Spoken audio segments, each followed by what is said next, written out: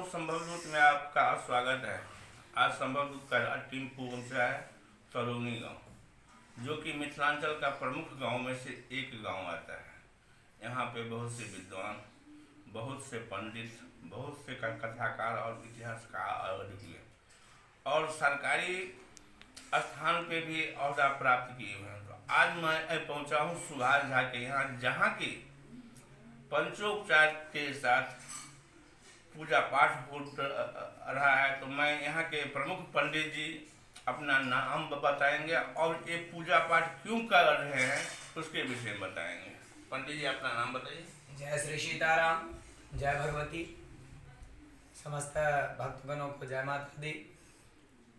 आज सुभाष जी के घर में यह अनुष्ठान मनोवांछित फल की प्राप्ति के लिए हो रहा है और मेरा नाम आचार्य पंडित गोविंद किशोर झा जी है।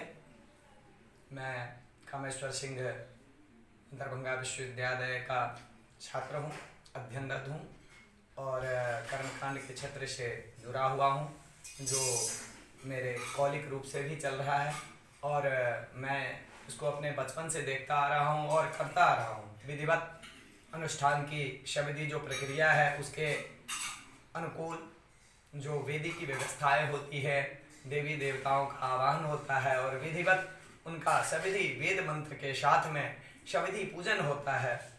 जहाँ कहीं भी मनोवांछित फल की प्राप्ति के लिए अनुष्ठान किया जाता है और हम लोगों को बुलाया जाता है। वैदिक विद्वानगण हैं, सभी अपने विषय में पारंगत है, वेद के अध्ययनरत हैं, व्याकरण के अध्ययनरत हैं, ज्योतिष के अध्ययनरत छात्र है और सभी जो कर्मकांड क्षेत्र से जुड़े हुए हैं वो लोग जब कोई अनुष्ठान प्रारंभ करते हैं, अब कोई फल की कामना होती है, कोई वस्तु को पाना होता है, मन में प्रसन्नता के लिए अनुष्ठान हो, अनुष्ठान बहुत कार्य की सिद्धि के लिए होता है।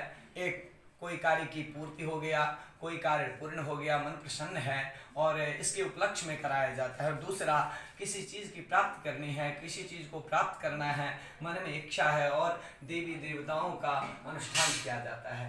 तो आज हम लोग आए हैं तरोनी ग्राम में श्री सुभाष झा के घर और यहाँ पे विधिवत वेदी का व्यवस्था किया गया है, जिसमें सर्वतोभद्र मंडल है, षोडश मातृका मंडल है, गणेश अंबिका है, शतकृत मातृका है, नवग्रह मंडलास्थ देवता है, एक तिंगतोभद्र मंडलास्थ देवता है और विधिवत सभी वेदियों का पूजन किया जाता है।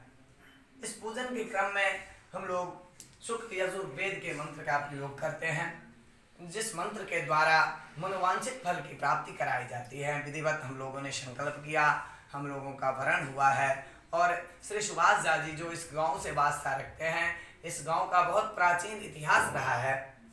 जिस गांव से वैसे हम लोगों को इतनी गांव के विषय में, इसके इतिहास के विषय में ज़्यादा अनुभव नहीं है, पर यहीं के पंडित श्री रामचंद्र जी झा है जिन्होंने बहुत सारी पुस्तकों को लिखा है और पूरे भारतवर्ष नहीं अपितु विश्व में उनका नाम रहा है और अनेक सारे संत यहाँ पे हुए हैं जिनका समाधि स्थल है और ये ग्राम इससे बहुत ही अपने मिथिलांचल में भी बहुत नाम छीन रहा है, जो इसके पुराने इतिहास को दर्शाता है।